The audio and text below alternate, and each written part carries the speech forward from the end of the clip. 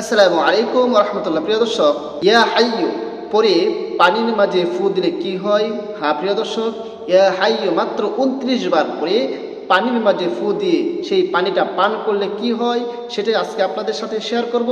অত্যন্ত গুরুত্বপূর্ণ এবং দামি একটি আমল আজকে আপনাদের সাথে শেয়ার করতে যাচ্ছি। ভিডিওটা শেষ পর্যন্ত দেখুন, দেখলেই বুঝতে পারবেন কত দামি এবং কত উপকারী একটি আমল আজকে আপনাদের উপহার দিতে যাচ্ছি।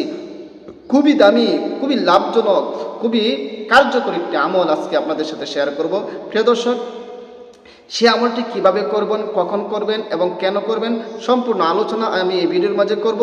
তবে ভিডিওটি শুরু করার আগে আপনাদের কাছে একটা রিকোয়েস্ট, যারা আমার চ্যানেলের মধ্যে নতুন আছেন অবশ্যই চ্যানেলটি সাবস্ক্রাইব করে পাশে থাকা বেল আইকনটি বাজিয়ে দেবেন। প্রিয় দর্শক, মহান আল্লাহ পাক রব্বুল আলামিনের একটি সিফাতি নাম হচ্ছে ইয়া হাইয়্যু। আল্লাহ পাক রব্বুল আলামিনের সিফাতি নাম সম্পর্কে আল্লাহ পাক রব্বুল আলামিন বলেন যে আল্লাহ পাক রব্বুল আলামিনের অনেক সুন্দর সুন্দর নাম আছে। ওয়ালিল্লাহিল আসমাউল হুসনা, সুন্দর সুন্দর নাম আছে। তোমরা সেই নামগুলো দ্বারা আল্লাহকে ডাকো। আল্লাহ বলতেছে আমাকে ডাকো, আমি তোমাদের ডাকে সাড়া দেবো।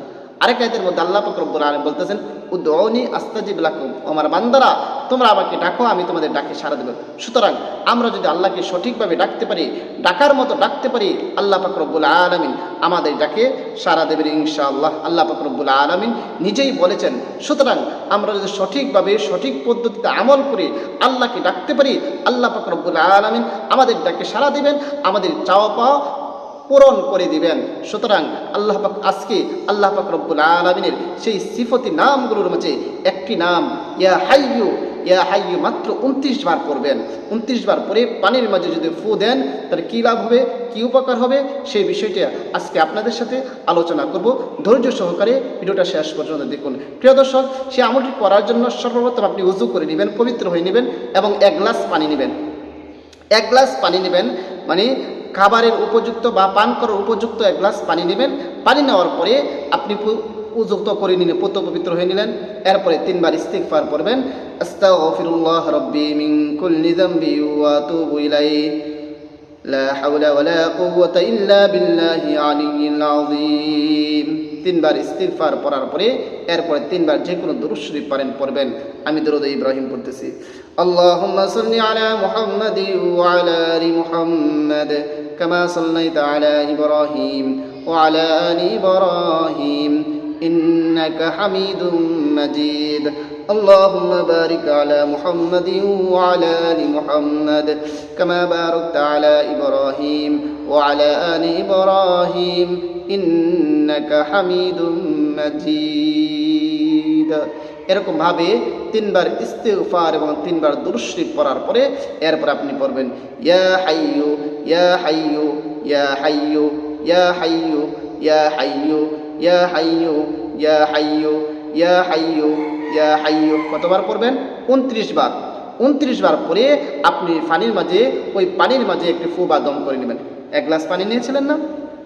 1 গ্লাস পানি বা বোতলের মাঝে পানি, আপনি যেটাই নিতে পারেন, এই বোতলের মাঝেও নিতে পারেন অথবা 1 গ্লাস পানি নিলেন।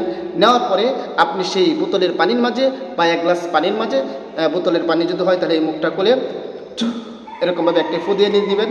আর যদি গ্লাসের মধ্যে হয় তাহলে গ্লাসের মাঝে একটি ফু বা দম করে নেবেন। কতবার পড়বেন? ইয়া হাইয়্যু 29 বার। পড়ার পরে আবারও শেষে যে কোনো দুরূদ শরীফ পড়েন 3 বার পড়ে নেবেন। সাল্লাল্লাহু আলাইহি ওয়াসাল্লাম, সাল্লাল্লাহু আলাইহি ওয়াসাল্লাম, সাল্লাল্লাহু আলাইহি ওয়াসাল্লাম।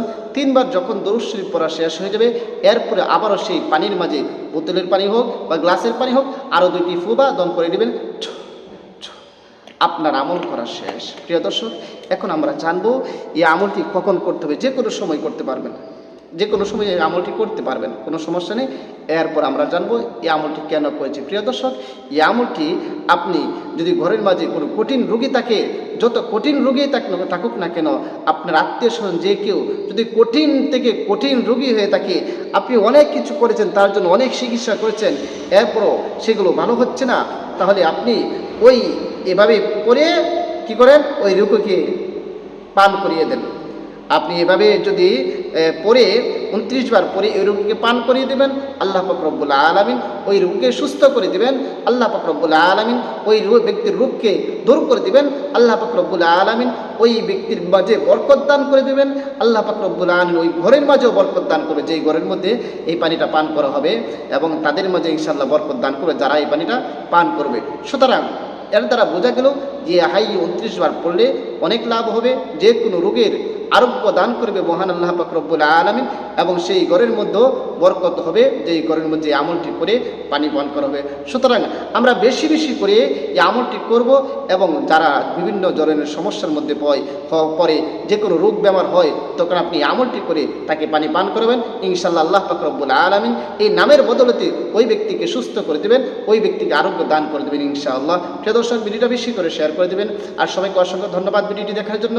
আসসালামু আলাইকুম রহমতুল্লাহ।